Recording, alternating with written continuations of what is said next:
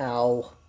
Alright guys, today's video, again with my non-stop issue of having to work around other people's shit that they're doing, the noise that they're making, trying to get these couple videos recorded in the time when my neighbor is getting some trees cut down, and I'm in a little bit of a break right now from that noise, so hopefully I'll be able to get these knocked out. This video, I'm going to show you how to remove the radio in your third gen. Okay, first of all, you'll need a Torx bit. It's a T15 Torx bit. You have 1, 2, 3, 4. That should be, if you're lucky, depending on how much it wants to fight you, the only 4 Torx bits you may need to remove. If you're, for whatever reason, your console isn't lining up totally correctly, you may have to remove the shifter plate around here too, depending on if you have a 1 or 2 two-piece plate. You may have to do that. So here, first of all, what we're going to do is we're just going to take the Torx bits and we're going to remove them.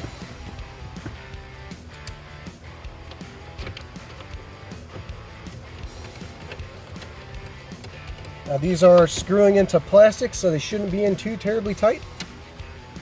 You probably don't need power tools, but if you want power tools, by all means go ahead and use them. Just try not to crack this stuff. It's old. As you can see, I don't know if you can see right here, but the whole dash is cracked right there. I got to put in a whole new dash. Just got to find one. I'm pretty sure that being that it's a T-top car, a left-hand turn was taken a little too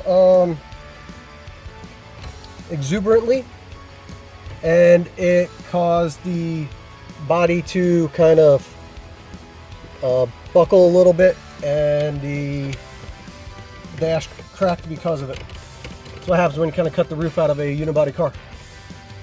I will be putting in subframes at some point in time here. Okay, so those 4 are out. Should just be able to grab the plastic trim piece, lift it up. Here will be the problem if you're having difficulties doing this, right where it meets the shifter console. It may get stuck on here. So luckily for me, I can just lift it up, pull it out.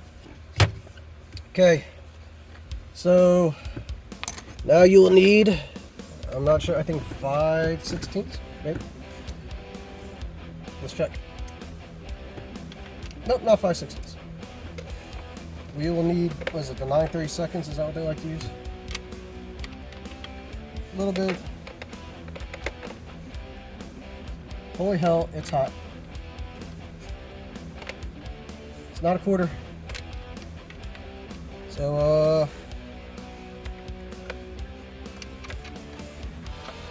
9/32 will work. It's a little loose, but also a 7mm is nice and tight.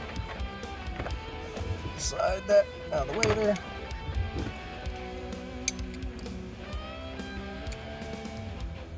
So you'll more than likely need your ratchet to break these free. Shifter out of the way.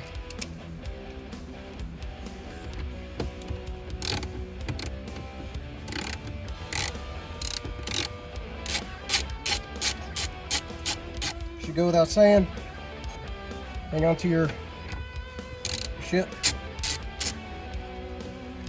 so you don't lose it.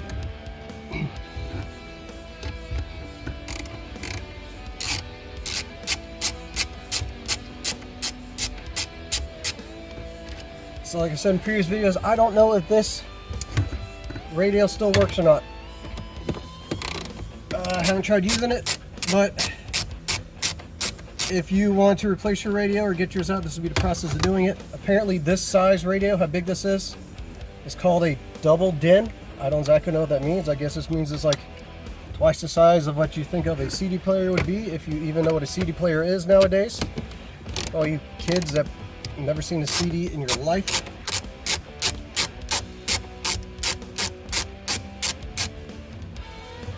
Bring back CDs. Make CDs great again. Okay.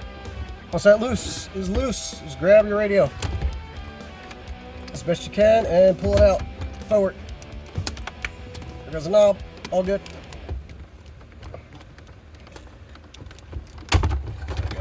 You gotta try and pull it as straight as possible. Put that knob back on so I don't lose that.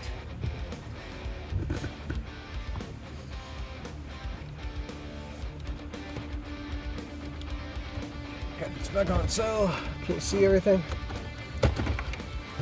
So now you hear the back, the spaghetti of it. You will disconnect all these connectors and pay attention to what's going on. So you have this one here, the main. There's, at least on this radio, there's two main body connectors here.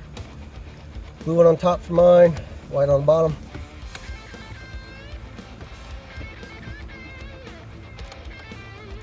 Just pinch them, slide them out.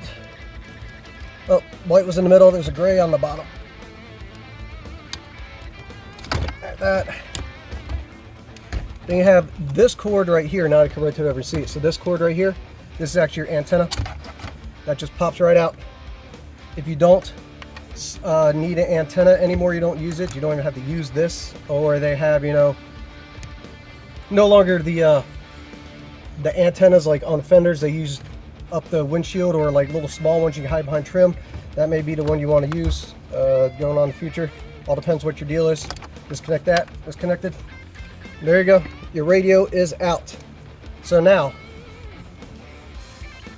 electronic servicing of audio, video, microwaves of Jamesport, New York. Oh, can you see that? Check that out. I guess that's, honestly, I wonder if they're still in business. If I wasn't recording using my phone, I would give this a call and see if they're still there. I may do it, just for shits and giggles later on. Okay, so now, if you are doing a swap, what you're probably going to need is a connector harness. And what that does is that goes in between your harnesses here in your car and whatever your new head unit is. Generally, they plug in for whatever it is, and you splice another end that plugs into whatever your head unit is. And that's how you get it to work. Up to you what you want to do. If you're just getting this serviced, obviously you won't need to do that, and you'll just reinstall this the way it came out, and that is as easy as just plugging all these back in and then sliding the radio back in. The most difficult part is you have this dongle nub right here that has to line up in a bracket that's right down in here, and to hold or receive it, to hold it centered. And that gets extra difficult when you're doing a aftermarket harness, because there's even more wires jumbled under here than needs to be. So, but that is how you remove a radio from a 3rd gen F body. Yeah, this is pretty clean. Yeah, I don't know, I'm gonna check, maybe call this number up later and see if it works out. But anyways, yeah guys, that's how you go ahead and do that. So that's going to be it for this video. Putting it back in is obviously the opposite of the way you took it out. Plug it in, slide it in, tighten the bolts up, then put the plastic trim back on, tighten that up. And that's it for this video. Alright guys, if you have any questions, let me know. If not, like, comment, subscribe, and all that jazz, and I will see you guys in the next video. Later.